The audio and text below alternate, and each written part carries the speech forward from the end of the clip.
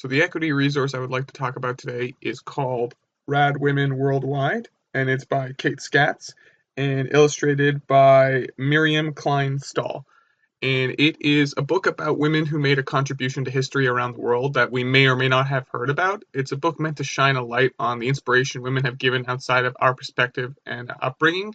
So it's a lot of women that I personally have never heard of, and a lot of different areas in history. So politics, economics, um, sports, science, a whole slew of different subjects.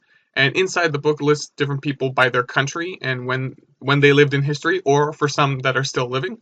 And also, I found that online there are ways to implement the book into classrooms, albeit it's the American education. And there's also the first book, which is Rad Women A to Z, but that's specifically in America. This one is worldwide. So the subject and grade that I think this would be really good for is the immediate connection for social studies in grades 4 to 6. So grade 4, you could do it for ancient civilizations because there's some older stuff in here. Grade 5 for politics, you could do it for I know it's Canadian politics, but you can relate between the political movements and the ones that Canadians have done. And grade 6 for global community, again, making a connection between what Canada is doing and then looking at the different ways that people have contributed globally. And it lends itself as a great minds-on tool for every other subject. So, for example, art and music, there's a whole bunch of different artists and musicians in here.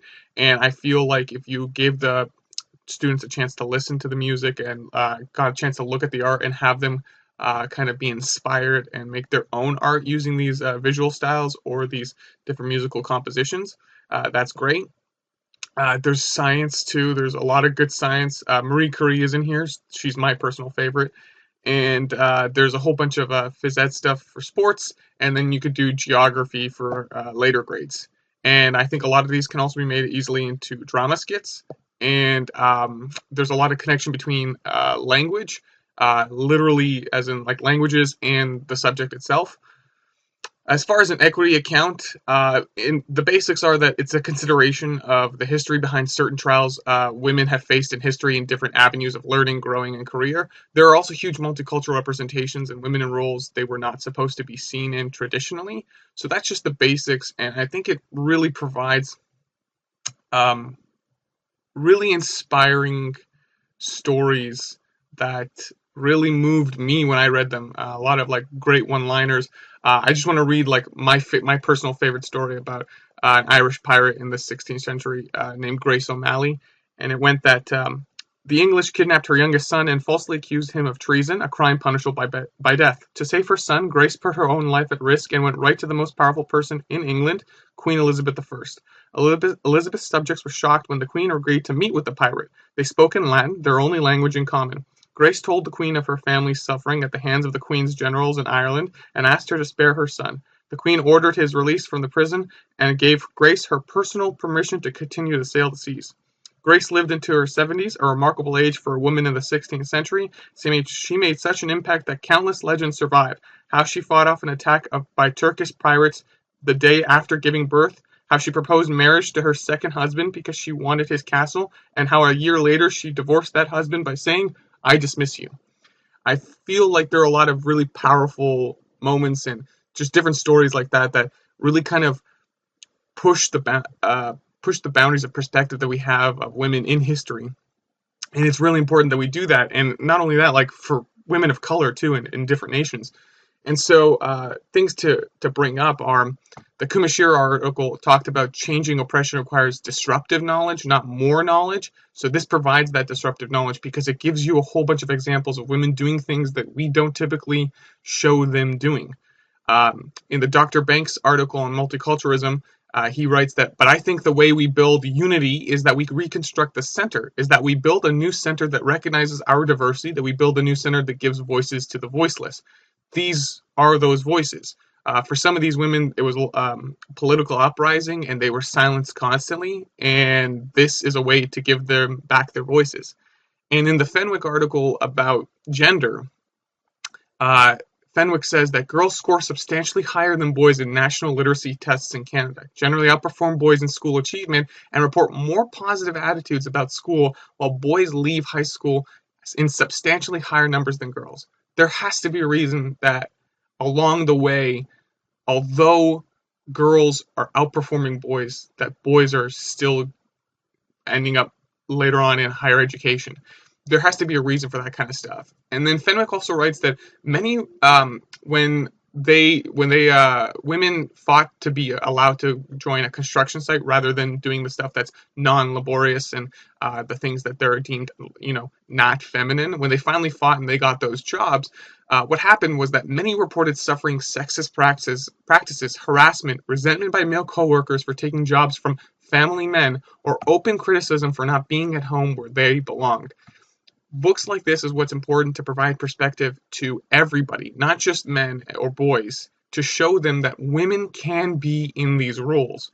Because for a lot of people, if you don't give them that opportunity to show them that there have been women who have been doing this, they believe that they never have. For a long time, people just thought, oh, there weren't any female artists at a time because, that's just how society was. Men got to do that stuff, women didn't. But there were female artists. We just don't hear about them because they've been silenced. And a lot of professionals don't realize that stuff. That's what I'm saying. We need these kinds of books to show us that, hey, there have been women doing this kinds of stuff for centuries, and we just haven't heard about it. It's there in the history. We just have to find it.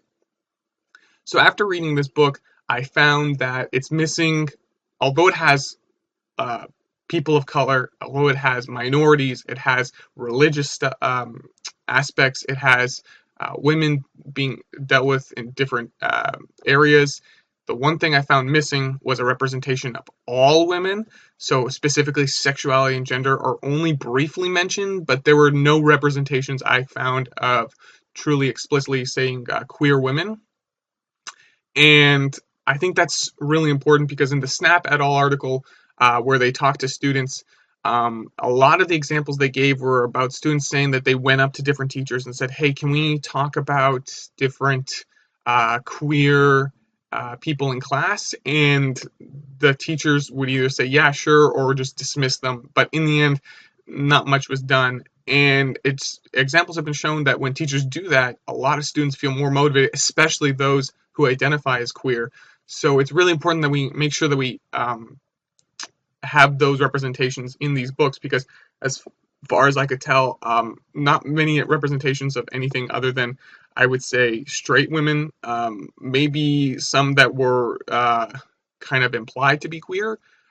So I was looking online and I found a whole bunch of different online websites to help me out. I found the Arizona Queer Archives. I found a website on queer art from the 1960s till now.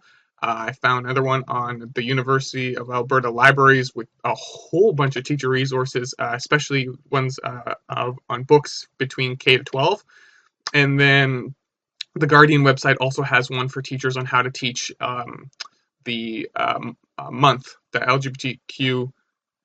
LGBTQIA month, and how to teach different aspects in different grades. And so as I reflect on the book, and after reading it a couple times now and just kind of looking at it more critical eye, I found that I've just become more enamored by the book. But after reviewing it, it's clear that there's certain representations missing that I didn't see the first time around, because a lot of times you're really excited and you really enjoy something. I did get to find out more about the book. It has a website and the authors themselves. The website provides stuff for teachers, and you can even ask them questions or show them different representations of how to use it in a lesson. They actually provide you ways to put in the lesson again. And the authors I got to learn more about, and I didn't realize, but both of them were or are currently teachers.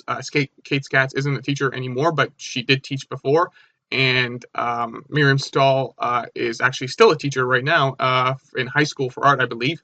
And both are big on equity. And more specifically, Miriam is actually really big on teaching art through equity. And I didn't realize just how many resources I could find in a particular topic just by doing a cursory glance. It didn't take me long to find any of these supplementary websites, which was really awesome, because I I'm trying to find out as much as I can about different equity resources, and to know that I can fill in the gaps just by looking simply is great for me. And I think the importance of critiquing it all is also big as I reflect on it, because I know in my later year psych courses, I had a really good teacher who would ask us when we read a study to go, okay, so we have the cause and we have the effect, but can there be anything else that could have caused the effect that isn't the main cause that the author is trying to tell you it was? And it was a really good way to kind of think about, like, what are we missing? What could we add? What are the things that we aren't thinking about? And I think reflecting on books for equity and finding things in equity is really good to think about, what am I missing? What else can I do? And I know a lot of people take offense to that and think like, oh, like why can't we have a good thing? No, we can have a good thing. We just always have to remember that we have to take the next step forward too. Everything can provide some sort of substantial knowledge, but we also have to remember that we can't always provide all the knowledge. There are things that are missing, and we got to fill in those gaps with other things. And so I want to leave with a quote from an author after reading this book, and it's from my personal favorite children's author, Lemony Snicket, and his praise for the book was, "This is not a book. This is a guest list for a party of my heroes. Thank you for inviting us." And I think that's a great way to sum it up.